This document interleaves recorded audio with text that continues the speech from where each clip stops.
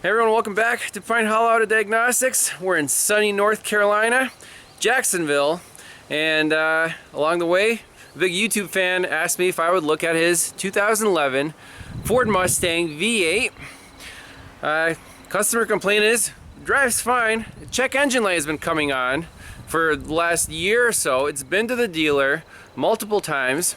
The codes that it sets are catalyst efficiency, 420, 430 on both banks.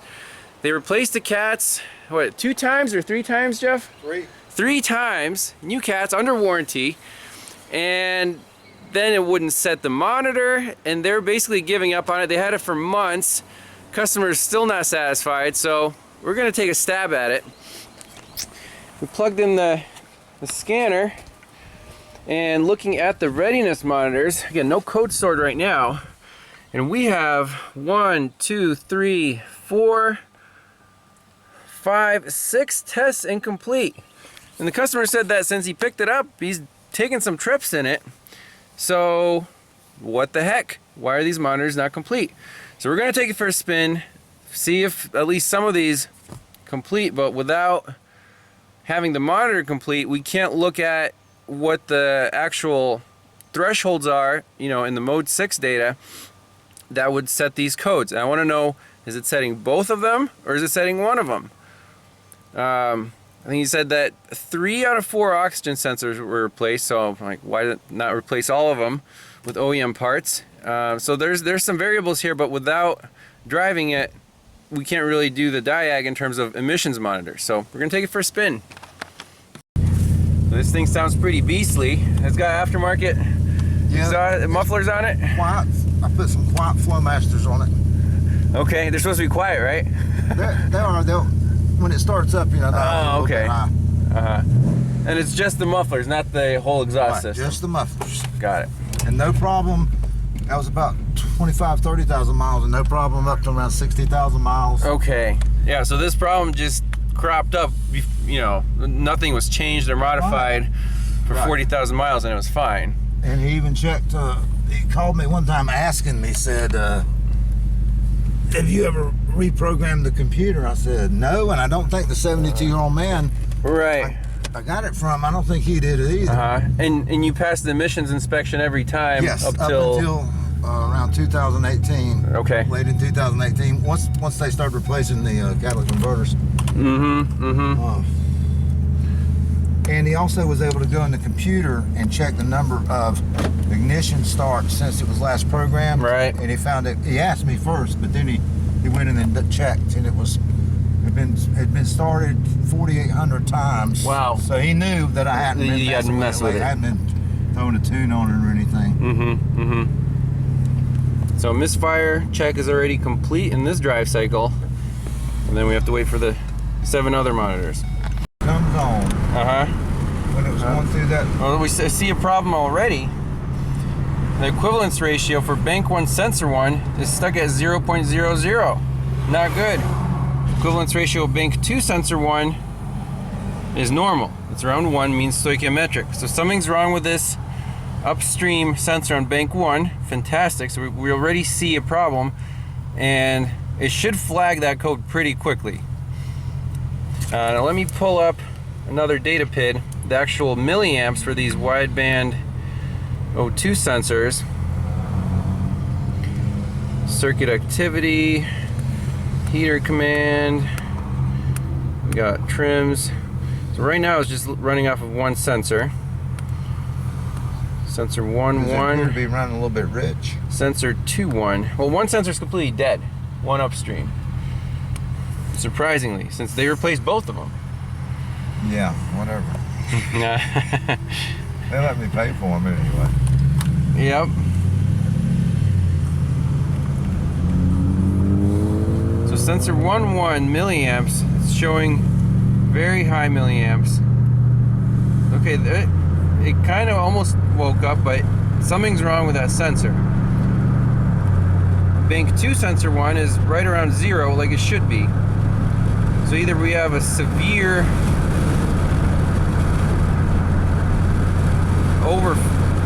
if the number is positive here and the equivalence ratio is 1.9, it should be like severely lean. but the car seems to drive just fine. And that should definitely flag a code. I mean, that's not correct. So we're gonna save this data, drive it on the highway. We'll do some accelerations and decelerations, and I'm sure this thing has got some good power. Yeah, oh yeah. So we're basically idling right now. Right. Right. It almost runs like a diesel. Uh-huh. But it goes. So if you let off the gas. I'm off the gas. Off the gas right now, okay. And I want to see both of these pegged lean, which is good, yep. But when you're on the gas, I'm on the gas now. you're on the gas now, that one goes to 0 equivalence ratio and the milliamps go through the roof. Okay, and off the gas again? Off. I'm off the gas. Yep. So that's fuel cut. See, high milliamps. And then on the gas again. Something is really wrong with this Bank 1 Sensor 1. It's going to 5 milliamps when you're just cruising. So I suspect that's a bad sensor because it's reporting data. Sometimes it's active, but something is really messed up. So that needs to be fixed first. And we'll see if the monitor set. And by the way, the fuel trims are both at 7, and the short terms are right around 0. So if they're equal, that means it's using, I think it's probably using just one sensor for both trims. Now let's see if there are any memory codes right now. Yep, they flagged it. P0131, circuit low voltage Bank 1 Sensor 1. Perfect. That's what it should do. And let's look at the monitors that are now complete. This cycle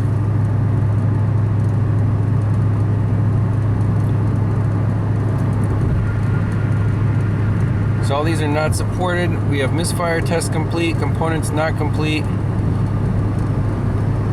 Why is it saying all these are not supported? That is strange. Okay, well, we're gonna have to do a little research on this. Okay, so this is generic OBD2 mode, and here we have the readiness monitors, and it says fuel system catalyst not complete, evap is complete, O2 sensor heater not complete, misfire is good, components are good, and O2 sensor not complete. EGR is fine. So that one bad sensor could be causing the O2 sensor to run, not to run, O2 sensor heater monitor not to run, and also the catalyst and fuel system, because it all relies on those oxygen sensors to give feedback to the computer if everything's working right. So that, you know, is making a little more sense. We can see which monitors were complete this cycle.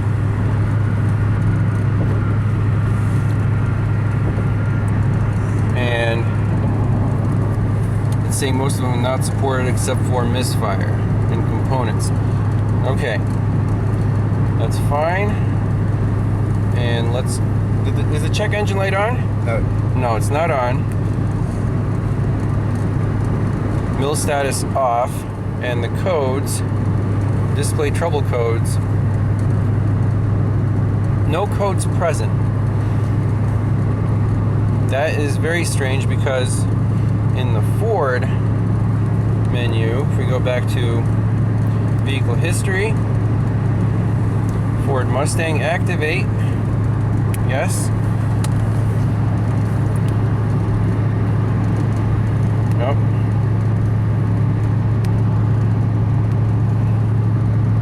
Okay, we got 2011 Ford Mustang scanner.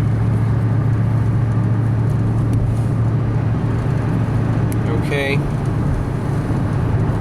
Engine, codes menu, memory codes.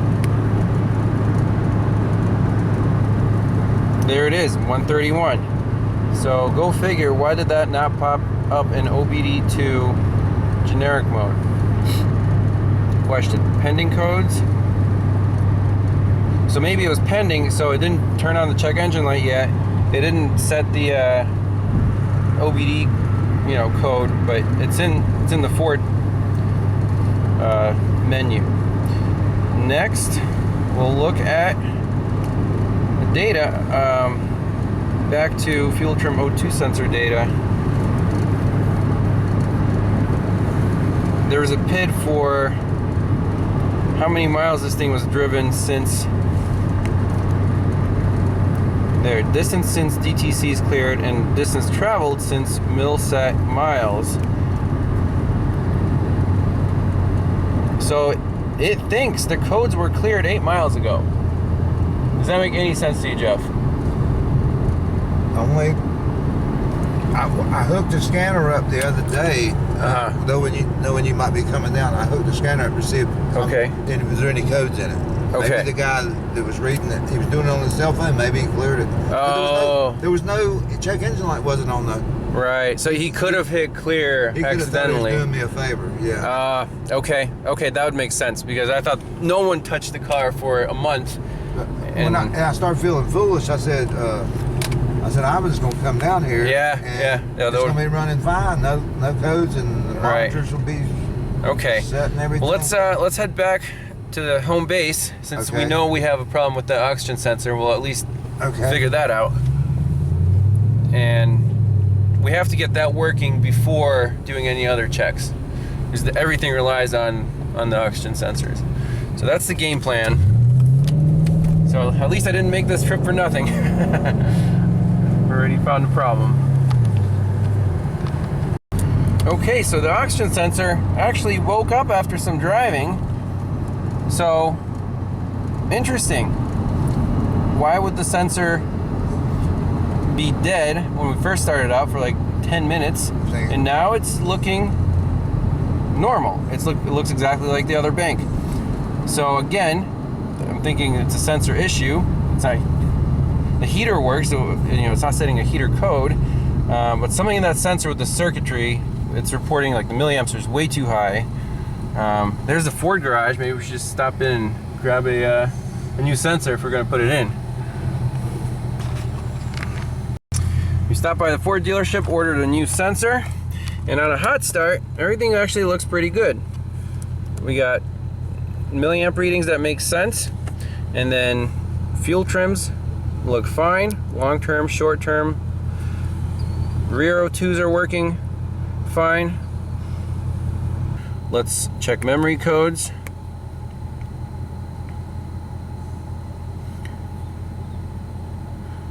Interesting, now it's a P2626 O2 sensor, pumping current trim circuit open, bank 1 sensor 1. That's very specific. These are actually I think 6-wire sensors. So that code is basically telling you the sensor is bad. It's an internal circuit fault in the sensor. Pumping current trim circuit. I've never seen that code before.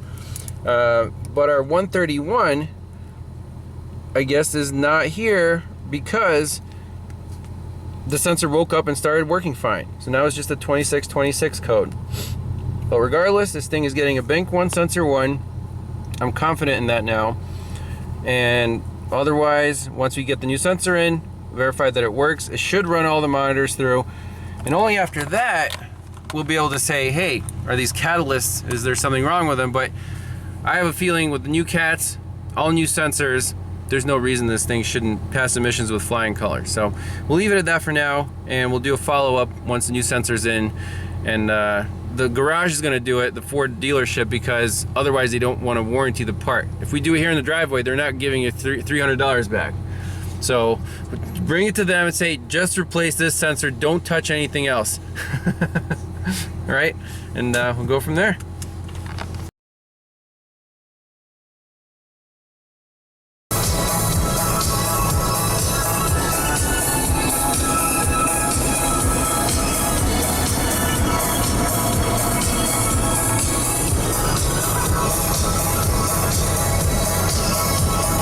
Approaching Savannah, Georgia. I have a good friend that lives here. He lives on a boat right on the coast. So we're gonna stay there for the night. tomorrow's Florida. Super excited. Wetlands and palm trees, definitely in the south. We're just a few miles from Tibby Island, where the boat is parked or moored. This is pretty cool. I've never been out here. Looking forward to some seafood.